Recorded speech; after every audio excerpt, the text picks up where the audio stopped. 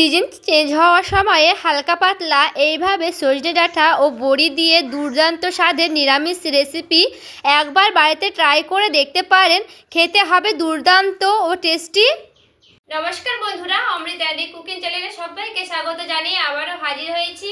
তো যে সকল বন্ধুরা ইউটিউব চ্যানেল থেকে দেখছেন তারা প্লিজ চ্যানেলটাকে সাবস্ক্রাইব করে আমার পাশে থাকবেন, আর যারা ফেসবুক থেকে দেখছেন তারা পেজটাকে ফলো করে রাখবেন। আর স্কিপ না করে পুরো রেসিপিটি দেখার অনুরোধ রইল। তো চলুন রেসিপিটি দেখে নেওয়া যাক।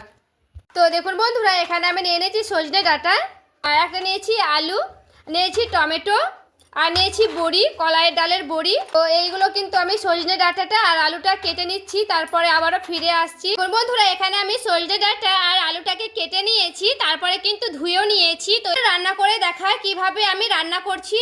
দেখুন বন্ধুরা, এখানে আমি একটা কড়াই বসিয়ে নিয়েছি। তো কড়াই দিয়ে দিচ্ছি তেল। দেখুন বন্ধুরা, তেলটা কিন্তু গরম হয়ে গেছে। এবার আমি আলুগুলোকে দিয়ে দিচ্ছি। তো আলুগুলোকে আমি খুব ভালো মতো করে নাড়াচাড়া করে নেব।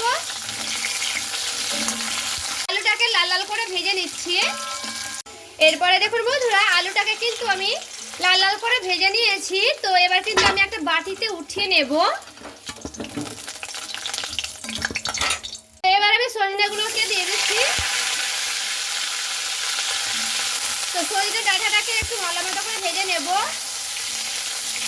তো দেখুন বন্ধুরা, সজনে ডাঁটাটা কিন্তু খুব ভালো মতো করে আমি ভেজে নিয়েছি। তো এরপর আমি সজনে ডাঁটাটাকেও কিন্তু উঠিয়ে নিচ্ছি। তো দেখুন, ওই কড়াই কিন্তু তেল রয়ে গেছে। তো আমি আর কিন্তু এই তেল দেব না, কারণ এই বড়িগুলোকে এবার আমি ভেজে নেব। তো একটু বড়িগুলোকে ভালো মতো করে ভেজে নিচ্ছি। দেখুন, বড়িটা কিন্তু ভাজানো হয়ে গেছে। তো এবার আমি কিন্তু বড়িটাকে উঠিয়ে নিচ্ছি। বড়িটা কিন্তু বেশিক্ষণ ভাজতে হবে না, প্রায় 1-2 মিনিটের মতো ভাজলেই হয়ে যাবে। তো বড়িটাকে আমি নামিয়ে নিলাম। তো দেখুন বন্ধুরা, এখানে আমি একটা মিক্সিং বোল নিয়ে নিয়েছি। এখানে দিয়ে দিচ্ছি কটা আদা টুকরো, আর দিয়ে দিচ্ছি জিরে, 2 চামচের মতো আমি জিরে দেব এখানে। তো আমি এখানে 2 চামচে কিন্তু হয়ে যাবে। তো এখানে আমি একটার মতো টমেটো নিয়েছি, সেই টমেটোটাকেও দিয়ে দিচ্ছি। অল্প দিয়ে দিচ্ছি জল। এবার কিন্তু খুব ভালো মতো করে পেস্ট করে নেব। তো আমি একটা পেস্ট করে নিচ্ছি, তারপরে আবারও ফিরে আসছি। দেখুন বন্ধুরা, খুব সুন্দর করে কিন্তু একটা পেস্ট করে নিয়েছি। তো এবার আমি ঢাকা দিয়ে সাইডে সরিয়ে রেখে দিচ্ছি। এবার আমি দিয়ে দিচ্ছি কড়াইয়ে তেল, দিয়ে দিচ্ছি কালো জিরে। আমি যে মশলাটা করে নিয়েছিলাম, এবার আমি বাটিতে ঢেলে নিয়েছিলাম মশলাটা, এবার আমি দিয়ে দিচ্ছি। ও পরিমাণ মতো লবণ, দিয়ে দিচ্ছি হলুদের গুঁড়া, কাশ্মীরি লঙ্কার গুঁড়া। এবার আমি এখানে দিয়ে দিচ্ছি টমেটো কেটে রাখা। তো খুব ভালো মতো করে কিন্তু আমি মশলাটাকে কষিয়ে নেব। তো দেখুন বন্ধুরা, মশলাটাকে কিন্তু খুব সুন্দর করে কষিয়ে নিতে হবে। আর দেখে কিন্তু বুঝতে পারছেন যে মশলাটা কিন্তু কষানো হয়ে গেছে, কারণ দেখুন মশলা থেকে কিন্তু তেলটা ছেড়ে এসেছে। তো প্রায় আমার কিন্তু মশলাটা পুরোপুরিভাবে কষানো হয়ে গেছে। এখানে আমার আলু ভাজাগুলো আর সেই সজনে ডাঁটা ভাজাগুলো দিয়ে দিচ্ছি। তো আলু আর সজনে ডাঁটা ভাজাটাকে খুব সুন্দর করে নাড়াচাড়া করে নেব। এবার দেখুন বন্ধুরা, খুব সুন্দর করে কিন্তু আমি কষিয়ে নিয়েছি। তো সজনে ডাঁটা আর আলুটাকে একটু ভালো মতো করে নাড়াচাড়া করে নিতে হবে। এরপরে আমি দিয়ে দিচ্ছি সেই বড়িগুলোকে। তো বড়িগুলো দিয়ে কিন্তু আমি 2-3 মিনিট খুব সুন্দর করে নাড়াচাড়া করে নেব। তো দেখুন, একটু কিন্তু 2-3 মিনিট নাড়াচাড়া করে নিলে কিন্তু হয়ে যাবে। এবার আমি দিয়ে দিচ্ছি জল, পরিমাণ মতো কিন্তু জলটা দিয়ে দেব।